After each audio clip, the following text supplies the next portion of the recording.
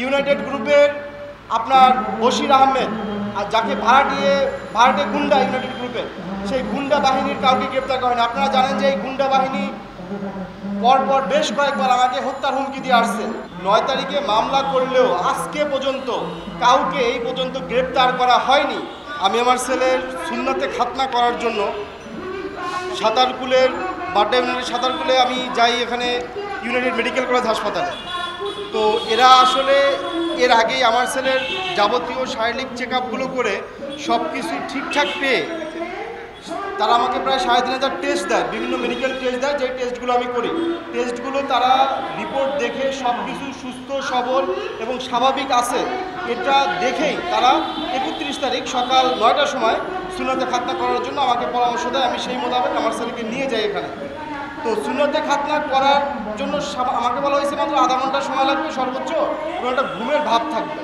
তো আমি আসলে যাওয়ার পরে দেখি যে এখানে তারা বেশ কিছু মেডিকেল স্টুডেন্ট জড়ো করছে এর আগে থেকেই, যে মেডিকেল স্টুডেন্টকে নিয়ে তারা ক্লাস পর্যন্ত করাইছে। তো তারা আসলে বারবার সময় লাগবে বলে কালক্ষেপণ করতে করতে অনেকটা সময় পার করে ফেলে। তো এর ভিতরে 30-40 জন মেডিকেল স্টুডেন্ট ভিতরে যায়। তো যাওয়ার পর আমি যখন জিজ্ঞেস করি যে আপনারা ভিতরে যাচ্ছেন কেন, এখানে তো ছোট একটা সুন্নতে খাতনা বা এরকম কিছু না, তো তখন তারা বলে যে ডক্টর তাসলিমা মির্জা ম্যাডামের ক্লাস আছে। তো তারা আমার ছেলেকে ক্লাস করানোর জন্য আমার ধারণা অতিরিক্ত পরিমাণে চেতনানাশক বা ভুল ওষুধ প্রয়োগ করে, যার ফলে আর তার কখনোই জ্ঞান ফেরেনি। যখন প্রায় 12টার মধ্যে বেজে যায় তখন দেখি যে এরপরও তাদের সময় শেষ হয় না। পরে আমরা ভিতরে ঢুকে দেখতে পারি অবস্থার খুব বেগতিক এবং ভিতরের ইন্টারনাল যে ডাক্তাররা ছিল তারা এদিক সেদিক ঘোরাফেরা করতেছে বা দৌড়দৌড়ি করতেছে। তো এরপরে দেখেন ইউনাইটেড হাসপাতাল অনেকটা জোর করেই তারা তাদের নিজস্ব ব্যবস্থাপনায় নিজস্ব গাড়ি দিয়ে তাদের গুলশান শাখায় আমাদেরকে নিয়ে যায়। গুলশান শাখায় নিয়ে আমরা কিন্তু অন্য হাসপাতালে নিতে চাইছিলাম, কিন্তু তারা আমাদেরকে নিতে দেয়নি। এবং গুলশান শাখায় নেওয়ার পরে 31 তারিখ থেকে শুরু করে 7 তারিখ আমাদের জাতীয় নির্বাচন হয় জানুয়ারি মাসের 7 তারিখ পর্যন্ত তারা তাদের হাসপাতালে রাখে। এবং 4 তারিখে তারা জানুয়ারি মাসের 4 তারিখে তারা আমাদেরকে ডিক্লেয়ার করে অফিসিয়ালভাবে যে আমার ছেলের বেশ কিছু অর্গান ফেলিওর দিকে বা খারাপের দিকে।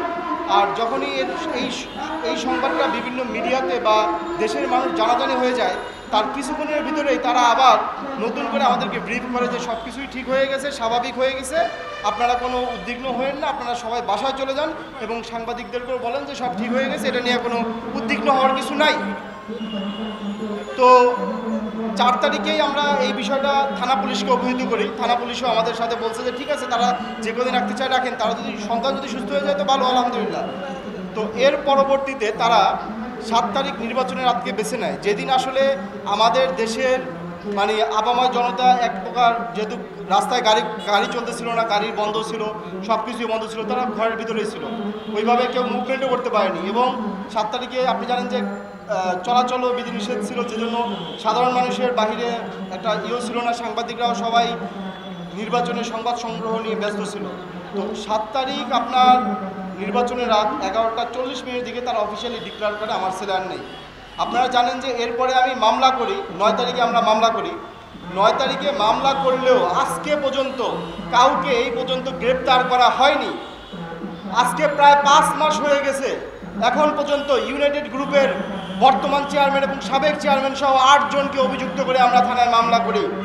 ইউনাইটেড গ্রুপের আপনার বশির আহমেদ আর যাকে ভাড়াটে গুন্ডা ইউনাইটেড গ্রুপের সেই গুন্ডা বাহিনীর কাউকে গ্রেপ্তার করেন। আপনারা জানেন যে এই গুন্ডা বাহিনী পরপর বেশ কয়েকবার আমাকে হত্যার হুমকি দিয়ে আসছে এবং প্রকাশ্যে কোর্ট প্রাঙ্গণের ভিতরে পর্যন্ত আমাদেরকে হুমকি দিচ্ছে, যার পরিপ্রেক্ষিতে আমরা থানায় জিডি পর্যন্ত করছি। আজকে পর্যন্ত কি তার কোনো বিচার হয়েছে? আপনি দেখেন একই ঘটনায় জেএস হাসপাতালে যখন ঘটনা ঘটলো তখন ডাক্তারদেরকে গ্রেপ্তার করা হলো এবং এখনও তারা জেলে বন্দি আছে। তো ইউনাইটেডের বেলায় ভিন্নতা কেন? ইউনাইটেড কি এমন কিছু যে তাদেরকে ধরা যাচ্ছে না?